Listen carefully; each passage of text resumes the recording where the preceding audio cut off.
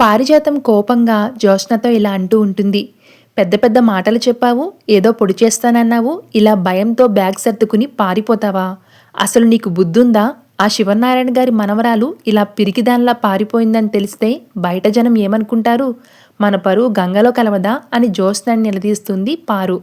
దాంతో జ్యోత్స్న అది కాదు గ్రాని, అక్కడ పరిస్థితి అలా ఉందని చెప్తున్నప్పటికీ పారిజాతం అడ్డు తగులుతూ ఆపవే నీ సోది, అసలు నువ్వు పారిపోతున్నావని నాకు ముందే తెలిస్తే నేను కూడా ఒక చిన్న బ్యాగ్ సర్దుకుని నీ వెంటే వచ్చేసేదాన్ని కదా.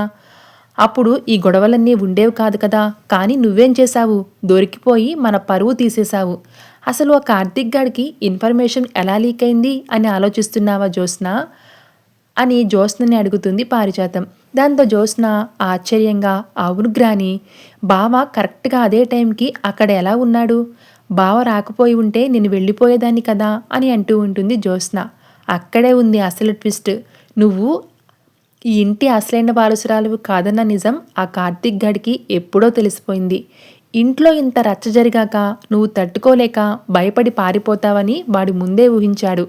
అందుకే వాడు తెలివిగా పెళ్ళాన్ని ఇంటికి పంపించేసి తను మాత్రం గేటు దగ్గర కాపలా కాశాడు. నువ్వెప్పుడు బయటపడతావా అని నక్కలాగా వేచి చూశాడని పారిజాతం జ్యోత్స్నపై మండిపడుతూ ఉంటుంది. దాంతో షాక్తో కళ్ళు తేలేస్తూ జ్యోత్స్న, ఏంటి గ్రాని నువ్వు చెప్పేది? బావకి నిజం తెలుసా? అంటే బావ నన్ను మొదటి నుంచి గమనిస్తూనే ఉన్నాడా అని అంటూ ఉంటుంది. అవునే, వాడు నీకంటే 10 అడుగులు ముందే ఉన్నాడు. వాడు ఉండగా నువ్వింత ఈజీగా పారిపోగలవనుకున్నావా? ఇప్పుడు చూడు, మనం వేసిన ప్లాన్ మొత్తం తిరగబడింది అని పారు జ్యోత్స్నతో చెప్తూ ఉంటుంది.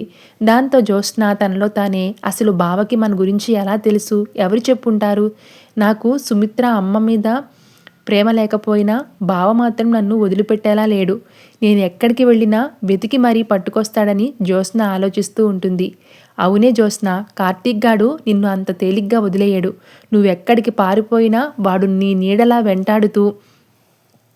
వెంటాడుతాడని పారిజాతం అంటూ ఉంటుంది. గ్రాని, బావని చూస్తుంటే నాకు ఒకటి అర్థమవుతుంది. నేనే అసలైన వారసురాలని కాదనే విషయం బావకి తెలిసిపోయింది. అందుకే ఇప్పుడు ఆ దీపని ఈ ఇంటి వారసురాలుగా పరిచయం చేయడానికి స్కెచ్ గీస్తున్నాడు. అదే జరిగితే నేను రోడ్డున పడడం ఖాయమని తన ఆలోచనలకు జ్యోత్స్న పదును పెడుతుంది. Thank you so much for watching.